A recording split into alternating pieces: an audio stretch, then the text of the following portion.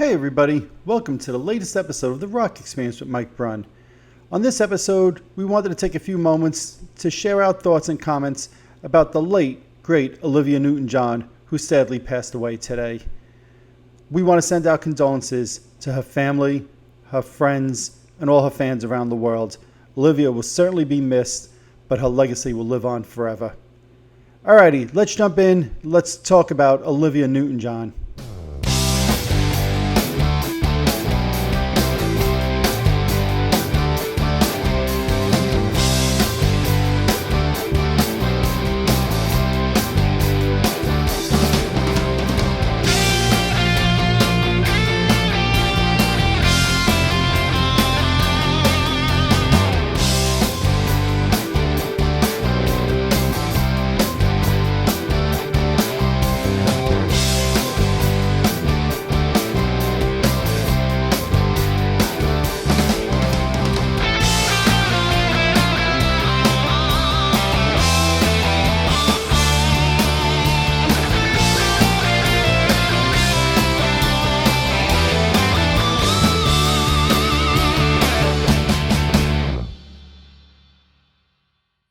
Hey everybody, welcome to the latest episode of the Rock Experience with Mike Brunn. Today I'm excited to be back and to have with me my buddy, my partner in crime, the chemist, the man with a two-colored shirt now. It's been so long, he actually invested in a second color. Welcome back to the show, Mr. Vincent LaRussa. I've had many requests to, change my shirt. Everyone's like, "You ever wear something different from a black?" I said, "All right, now I'll wear black and gray." So I threw in an alternate color. Now, do you have it in like different variations with the black on top and the gray on the bottom, or left and right, black and gray, or is it just gray, black? You know me very well. That's usually how I would shop. Like Right. I have to get, but in this particular case, no. I think I may have a blue and gray or A blue. navy blue, a sky blue, what kind of blue? Navy blue. I Okay. prefer dark color. As we get older, you prefer darker colors. It's Yes. just one of those things. Except in your bases, you prefer bright orange. That's true. I think I got one kind of right over here. Yeah. There, you see that? Yeah. Although the base I bought today was all black. That's all black. All black, not a touch of This, gray. well, this is specifically I bought this base for the Jerry Garcia Kiss. was not around. I'll ignore that. For the I know what you did there. I got this for the Kiss Unmasked cover band. Which you did have your first show with them a little over a week ago. That was Yes. for me, obviously we haven't done one of these shows in quite some time. In fact, I was telling you today, I've done one show in 2 months and my life has been just a little chaotic between redoing the house, redoing the room that I record in, going on vacation, taking my son for a treatment for something, changing jobs. It's just been crazy to say the least, which is Having why me over. having you over, of course, that's the worst part of all. He doesn't mean that. He does not mean I that. don't mean that, but Yeah. I'm hoping to get back into the swing of things soon enough. But when I reached out to you today, we heard the news that Olivia Newton-John passed away, and I was like, you know what? I think I have to make a little bit of time for this to have a little conversation about it. But it was funny because when I first mentioned it to you, you were like, well, yeah, I could talk about Grease, and you have opinions about the movie, which we'll talk about in a moment. But then you said to me, well, but Mike, do you think it's going to translate to your audience? Do you think people are going to not necessarily not care, but is it maybe the wrong fan base for this? And in the last few hours since it was announced to when we're recording, it's actually been very interesting to see. I've noticed like Sebastian Bach posted stuff on Twitter about it. Paul Stanley did, John Corabi did, a whole bunch of different people. And it's one of the things, since she just announced a few hours ago that Olivia Newton-John passed away, she definitely seemed to be one of these people that transcended musical genres, in part because of the movie Grease, I'm sure. But it's just one of these things that I found very interesting in the last few hours. So I'm actually glad that we decided to take a little bit of time to talk about her, because that was my impression always as somebody who transcended music. And I posted about her on my Facebook page in the past. And it's kind of nice to see the love kind of pouring from all different angles just in the first couple of hours since this was announced. Yeah, absolutely. And I wasn't trying to be disrespectful. Of course not. Means, no, I know you weren't. But yeah, I mean, I think I had heard through the years that I think she was a cancer survivor. I didn't even Yep. read like what she's, I mean, I think that so far they've kept it private. I don't even know if they said of what she's passed away I think from. TMZ has said it was breast cancer, and they're usually pretty reliable, but Yeah, I don't think it's anything official yet. So I hate to say that that's the official cause of death. yeah, and obviously, passing at the age of 73, still relatively young, as Yep. I like to say, especially Agreed. as we're getting lower, older. I want to call that relatively young. I agree. Um, and yeah, I mean, I could give you my opinions on this, but let you, drive the car here and see where you want to go with this before I give my opinions on Yeah. Well, the to whole me, thing. the interesting thing is for me, growing up as a kid, of course, I heard the name Olivia Hmm. Newton-John, and you couldn't not think of Grease. Was the first thing Hmm. I always thought of as a kid. Hmm. But as I got older and I learned more about her and her accomplishments, it was actually pretty amazing to learn that she was a very accomplished singer before that movie ever came out. And we were talking earlier today. It's amazing. She actually, I forget if she was nominated or if she won a Grammy like 4 years before that movie, Yeah, which is just friggin' incredible. Because again, to me, she was always, Sandy from Greece. yeah. So to me, it's incredible that, and she had an incredible singing voice. And I'm sure that's one of the reasons she was chosen for that part. But she really did have not only just the movie, but just an incredible singing career as well. Absolutely. And if you think about, and I'm a huge fan of the '70s, and when I kind of heard my own words and I gave my opinion. I didn't mean to say what my opinion of her passing. I wanted to say more of like how it affected my life Yep. as a youngster, as an 8-year-old. I remember very specifically. We grew up in Brooklyn. Lowe's Oriental was our, Hmm. walking distance movie theater. And all my friends at the time, we went to go see the movie because we had heard about it. And I loved it from the moment I saw the movie, so much so that we all went the next day. That's how Mm. exciting it was. You're talking again, these aren't the days of streaming channels and stuff like Yep. that. You had basically 3 or 4 channels to watch. And I think what mostly resonated for me, it was even, in the '70s, it was retro. It was based on, it was like a '50s theme, right? Right. Hmm. '50s, '60s, I'm not quite sure. I want to say more '50s. I'm sure I'll be corrected on that.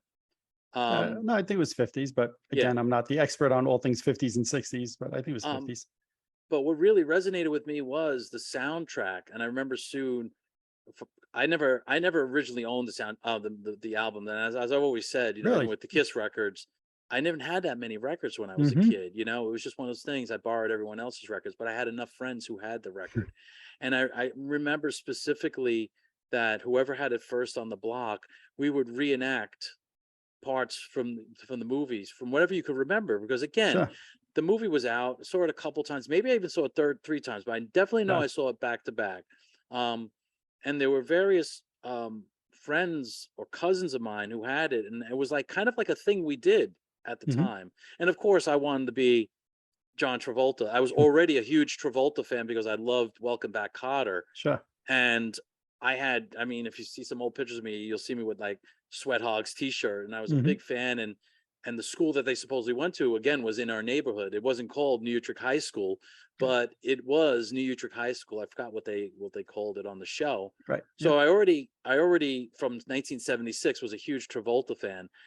So much so in '77, which Saturday Night Fever predated, I was like, "Oh, Mom, Dad, I want to go see it." And like, no, you can't see that. And I remember being really, really upset the night, my whole family or my mom and dad went out to see Saturday Night Fever with their friends, and I couldn't go. And I was with the babysitter, and of course, I got to stay up and watch Love Boat and Fantasy Island, which I thought was cool, Right. Hmm. but it wasn't cool as cool as going to see Saturday Night Fever.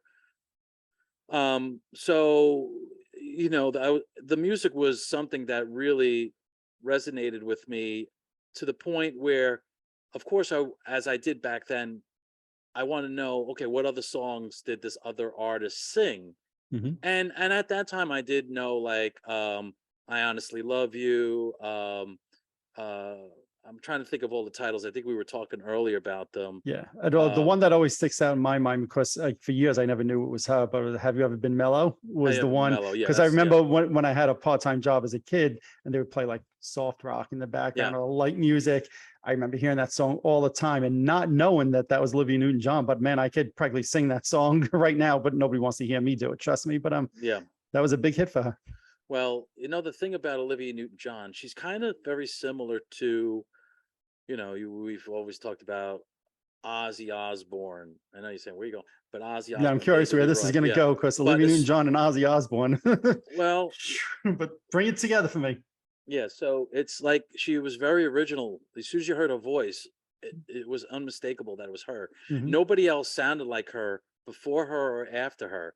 And I believe she was from Australia, I think, Yes. Mhm. right?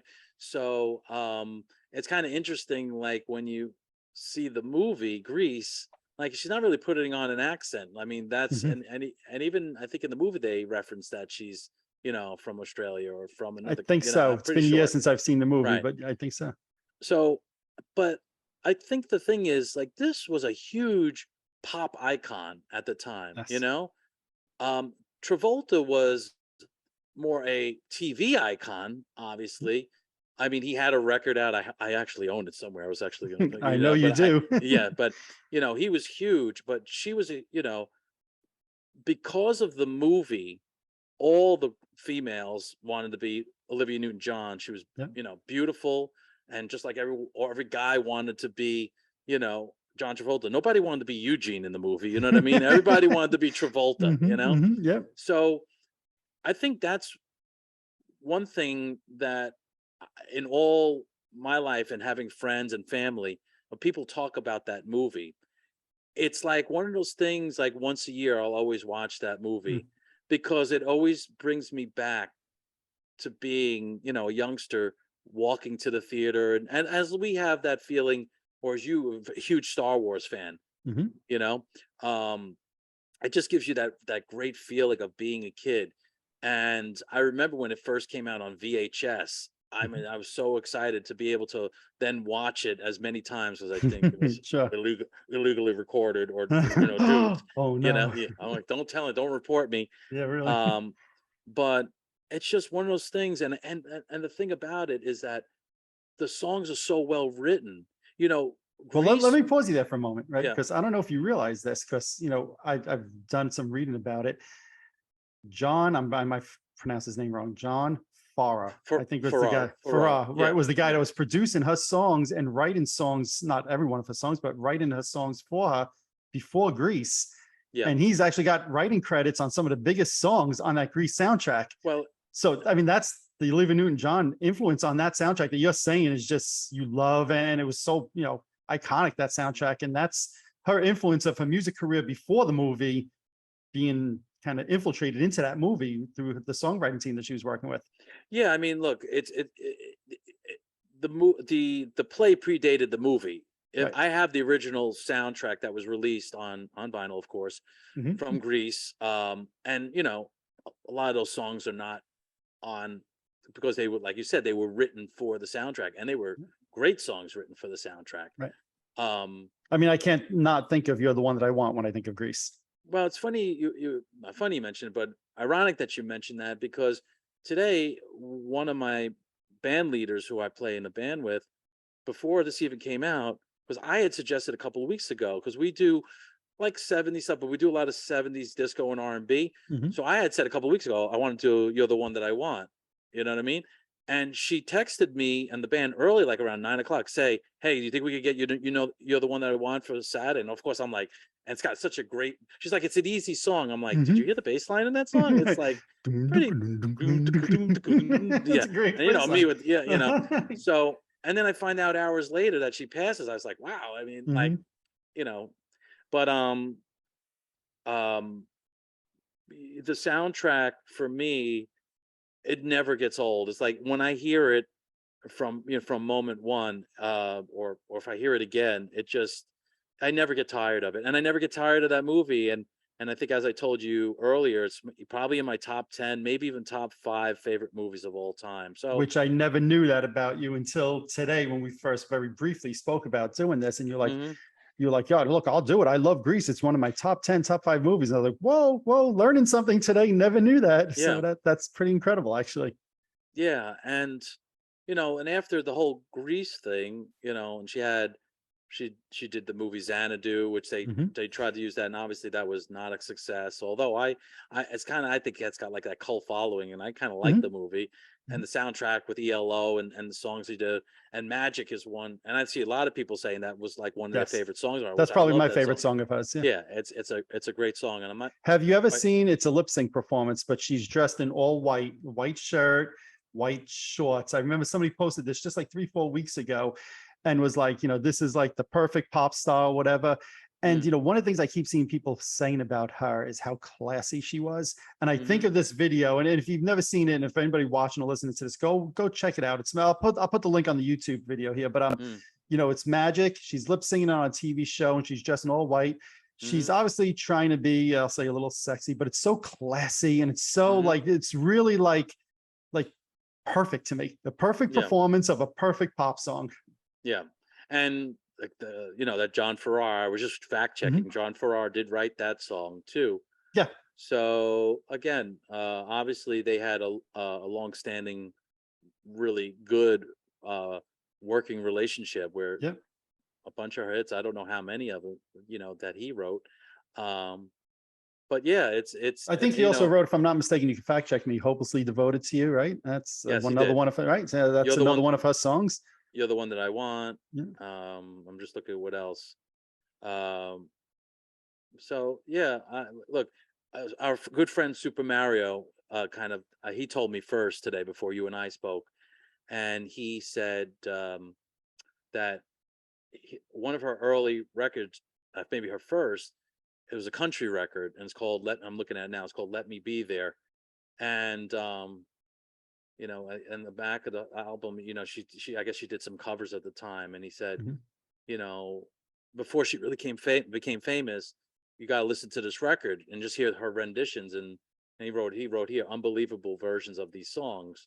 Mm. So it's something that I'm certainly going to look into. Either finding on vinyl, of course, or Of course. I'm the type that I'm not even going to wait to like stream it if it's available. I'm going to want now. Mhm. I'm going to seek out the record, um, but yeah, I think I always thought, even when I was younger, that she was really maybe trying. They were trying to make her like almost like a country kind of artist, Um, but that's again shows her versatility. I mean, think about the versatility of the type of songs that she sang. You know, Yep. from a hopelessly devoted to have you ever been mellow, to magic to physical. I Right. How think can we not mention Physical, right? yeah, It's probably one of her biggest hits, if not the biggest, probably. yeah. Um, so and actually, I think John Farrar he wrote that one too. Yeah. So that I didn't know. So that was a huge hit. I remember. Mhm. And kind of right before the whole MTV thing, but I'm sure at some point it was in rotation, not Mhm. as a new song, but how could you not remember that video? Yep. So Yep. And it's funny because I mean, everything I've seen so far today, people are saying what a great person she was, how down to earth she was. And I know I'm in the minority, especially when we talk about guys, but when I watched Grease, I always loved her character, the front end of the movie, a little bit more shy, and as opposed to the ending where she's wearing the tight pants and all of that. I just always the shy or more subdued character always appealed to me more. And it seems to me, based on what people are saying, that was like her personality, just very down to earth and yeah, humble. And I think she sold something like 100 million albums or something. You could fact check me on this, but it's mm, incredible the number of records she sold. I want to say it's close to 100 million or exceeds 100 million records globally, which is right. just friggin' amazing if you think about it. Someone's ringing my bell. I don't know if that came on the I heard. recording. Yeah, Okay, we'll ignore that. we'll ignore It's that. unless I'm being arrested and I'm resisting arrest right now. But Well, then I it'll don't. be a second video I post because that'll get a lot of views also. But no, but you could fact check me if you've got the computer there. I'm Yeah, fairly sure, I could she do that. sold 100 million albums, which I mean, again, so many people just think of her as Physical, the song, or maybe the Grease movie.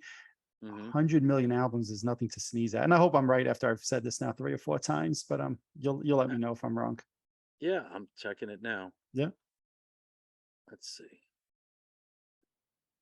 Olivia Newton-John. Let's see if it says how many.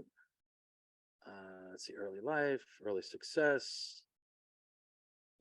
She had, all right, number one singles. She had 1, 2, 3, 4, 5, 6, 7 number one singles. Wow. That I I didn't did realize not that. know. Yeah, I didn't realize she had Yeah. 7 number ones. Here's something interesting I didn't know. In June of 2006, Newton-John's Productions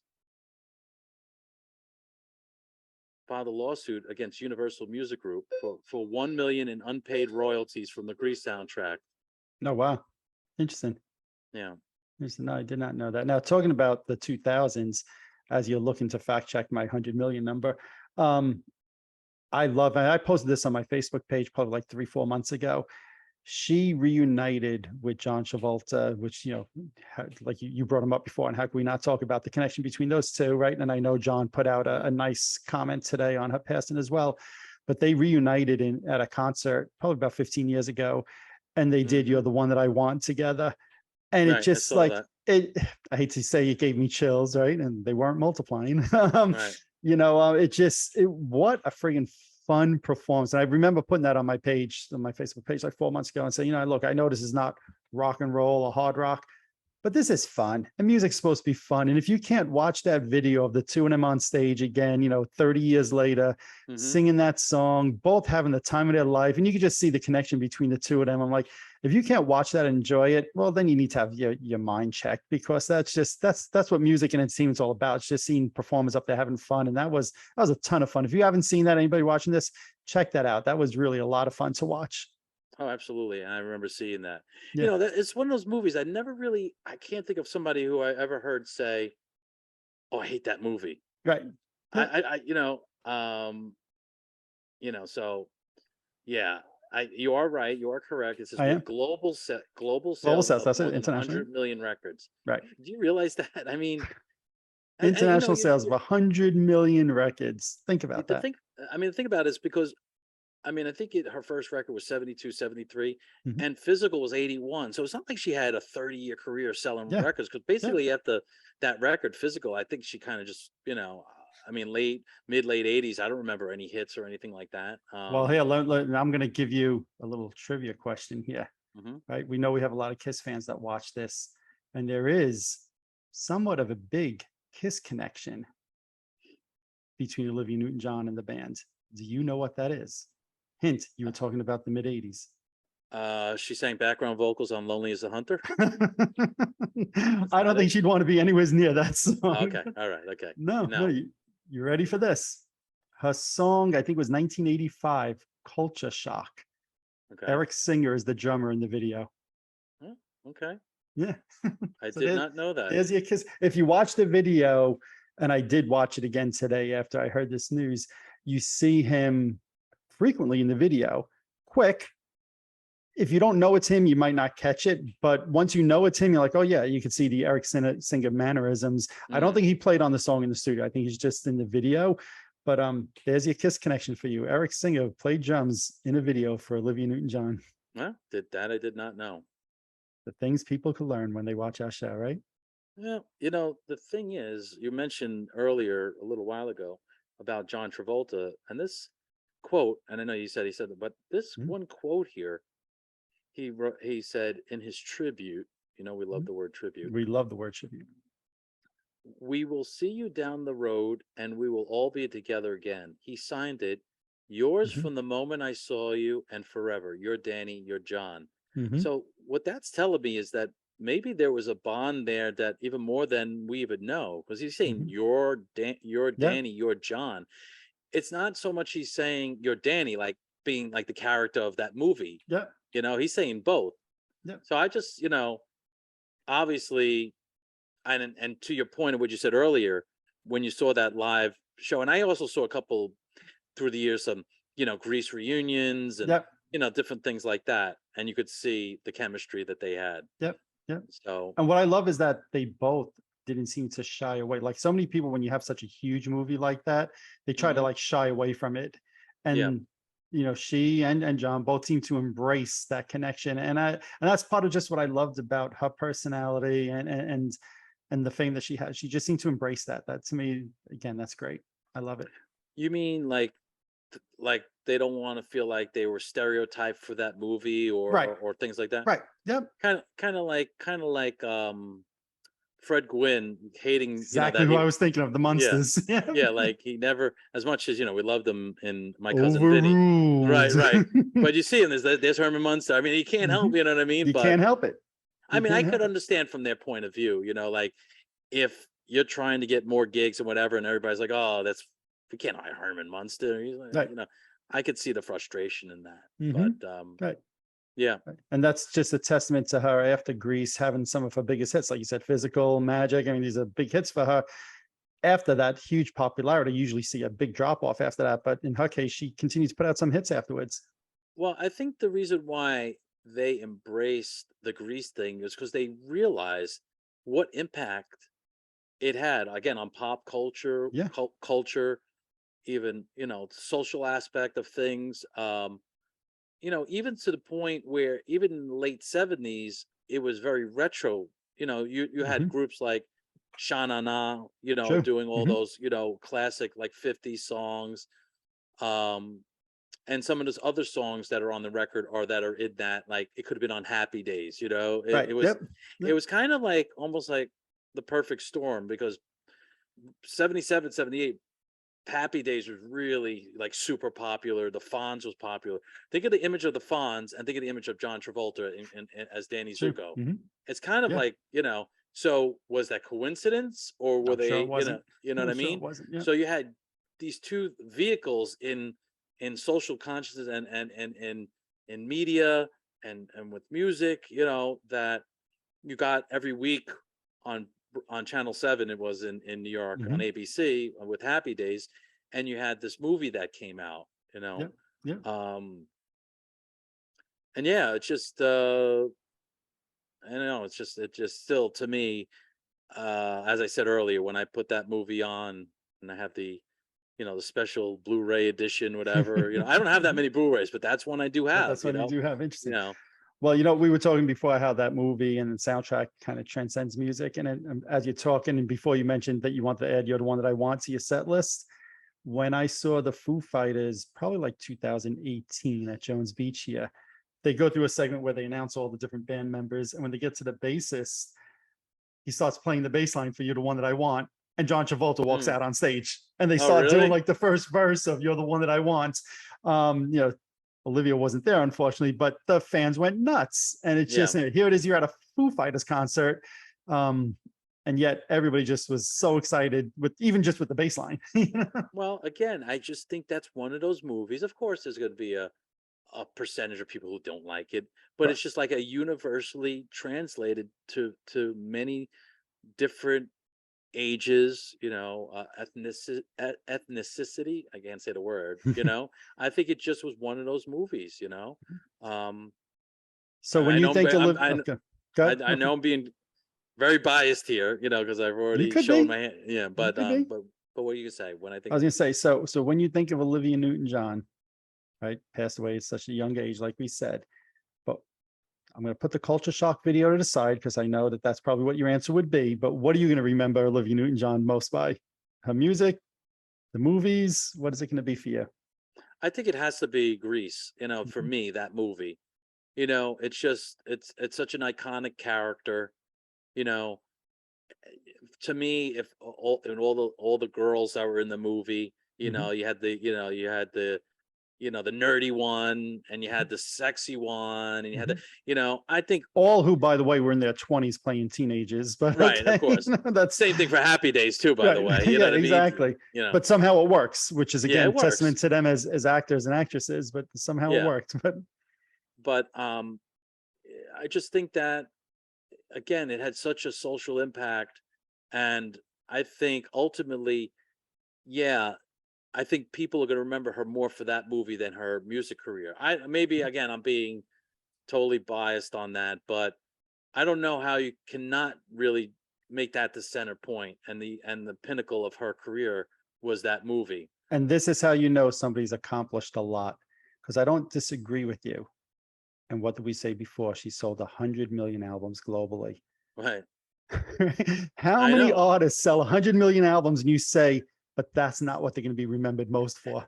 Yeah. That's freaking incredible if you think about that. Yeah, and that's not to say that you are right in our Right? opinion. Where this is Mhm. our This is opinion, our as we opinion. always say. Mhm. But you telling me she sold 100 million records, if you would have asked me, well, Ben, how much you think? I would have been like, I don't know, 40, 50 million. Mhm. I would never have said, because like, isn't Kiss known to sell 100 million records? Is Yeah, that big? And how many records did they put out? it's 750, I think. Yeah, exactly. Yeah, exactly. So that kind of makes a little more sense to me, Mhm. but maybe it is the global reach. Maybe there were markets, around the world that we didn't know how popular she was. And Mhm. we know in other countries, artists, David Hasselhoff is like huge in Right. wherever in Japan. I don't know. I just know in other countries Mhm. here, nobody's buying his freaking record Right. Right. for good reason. And, but overseas, he could be in another market and he's a huge superstar. Mhm. We've seen that with a lot of those TV, actor artists, music artists, Mhm. Mhm. So then the so it's Grease interesting. soundtrack, which song of hers do you think of the most?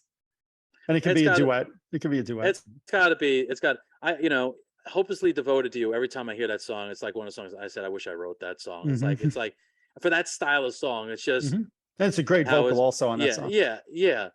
you know it's just such a perfect vocal, the emotion, the build of that tune. um it just, yeah, it's just one of those songs that I listen to it and, pun intended, I get chills, and they're Mhm. definitely multiplying. Mhm. Yep, yep, yep. It's well, you know what? I am glad that we actually decided that we were going to do this. Like we said, we don't know what my audience, how much crossover there's going to be. I think there's going to be a lot. And Hmm. even if there's not, I think a talent like hers deserves to be recognized. And I don't care if it fits my market or not. And that's what we both decided when we spoke. We're like, you know what? Who cares if it fits the market? We were both fans. We, appreciated the talent and we want to kind of celebrate that and honor that. So Yeah, I'm I glad we agree. decided to. I agree. No, that's, I was gonna say that before you said it. Mhm. It's no matter what, she deserves to get the respect and honor of what she's left behind for us. Because to me, is a gift the right way? Like all these our favorite artists, like what they give us in return. What do we Mhm. call it? What do we Yeah. call, you know, Yeah. what It we is a get from them? gift. It You is know a what I mean? gift. Mhm. Um, so yeah, it's just, we say this all the time. As we get older, it's just harder and harder when these iconic people who've obviously had an impact on your life Yeah. are no longer here. Mhm. Um, but as we always say, even if we not sure if this is the market for it, listen to her music. Maybe if you never were a fan of hers, maybe give it a shot, I agree. and I see, agree. Right. There's you more to know, life than just hard rock and heavy metal, right? And I do yeah, think as we get older, a lot of people do broaden their spectrums. Maybe not quite as much as you do, because you have a very wide spectrum, but I think, I was amazed when I posted it on Facebook just a couple of hours ago.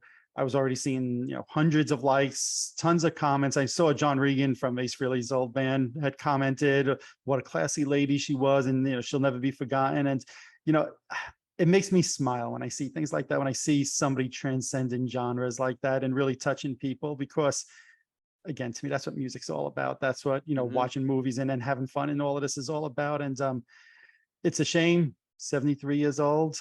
She's going to be missed. That's, to me, that's young, like you said before. But man, there's a body of work there that's hard to be duplicated by many people, that could sell 100 million albums and have a movie, the success of Greece. You could probably count on one hand the number of artists, men or women, who've ever done that. and the thing is, I was just thinking about, watching that movie going forward is going to be different for me, knowing that Yeah, she's not here. It's, yeah. because when you see an image of somebody and they're still alive, whatever, you don't really even Hmm. think about it. But then when Yep. they're gone, especially in their youth, as our Herman Munster friend would say. Yes. Um, it's very, I don't know what the feeling is. You and I talk about how we've become more reminiscent or nostalgic Hmm. or whatever about as we've gotten older and thinking back of, when we were younger, and whether it was walking down by, Bath Avenue or Bay Street Park and thinking of those memories. But it's all associated with the makeup of who we are, Hmm.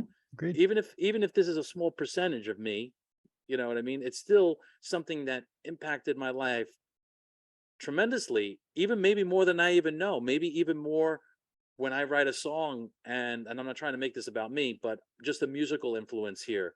Hmm. I talk about that bass line. When I write stuff, the first thing you do, you go, because I'm Yeah. very bass focused, and Yeah, and that song is like, it's undeniable, the it bass. is. And so it's like, I remember even as a young kid hearing that, and I'm saying like, wow, that is cool. I want to be Hmm. able to do that someday. Right, I right, went to right. the drums for a while, but Hmm. I always like, it was something, it's just something that I'm excited to be now, knowing that I really want to play that this Saturday, Hmm. because it'll be like a tribute. I'm sure we'll speak to that point. Oh, I'm sure, without a doubt. And you know what? I'll close on this. Like I said before, one of her earlier hits was the song "Have You Ever Been Mellow?" And I think tonight people are probably feeling pretty mellow over the news. Yeah. But I also know that there's an awful lot of people that she touched around the world that will forever be listening to the music, watching the movies, and appreciating the talent that she left for us behind. And I think that, like we always say, let's celebrate those things. Let's Yeah. celebrate the music. Let's celebrate, in this case, the movies that are left behind, and be thankful for everything that she's given us, because it's great memories over decades. And Hmm. for that, I'll be very thankful for. Absolutely. Same here. All righty, buddy. Well, it was good to finally catch up and do one of these again. I wish it could have been under a happier way, but it also kind of forced me to fit some time in, and I'm glad we did. And we'll get back to doing some with a little bit more fun and upbeat conversations in the weeks ahead. I promise you that. And I promise everybody who watches. And as always, thank you, everybody who watching. Appreciate it. We will talk to you soon. To Olivia Newton-John's fans, family, and friends, our condolences. Rest in Hmm. peace, Olivia, and everybody else. Talk to you soon. Alrighty. Once again, we'd like to send our condolences to Olivia's family, friends, and fans all around the world. Olivia will certainly be missed, but never forgotten. Thank you, Olivia, for all the wonderful memories. If you're watching this on YouTube, hit that subscribe button below. If you're listening to one of my podcasts, subscribe over there as well. Also, head on over to Facebook and follow my page, The Rock Experience with Mike Brunn, where each and every day we talk about all the rock and roll music that you love. You could also follow me on Instagram and Twitter as well. That's it for this episode. Thanks for watching. Thanks for listening. See you all next time. Rest in peace, Olivia.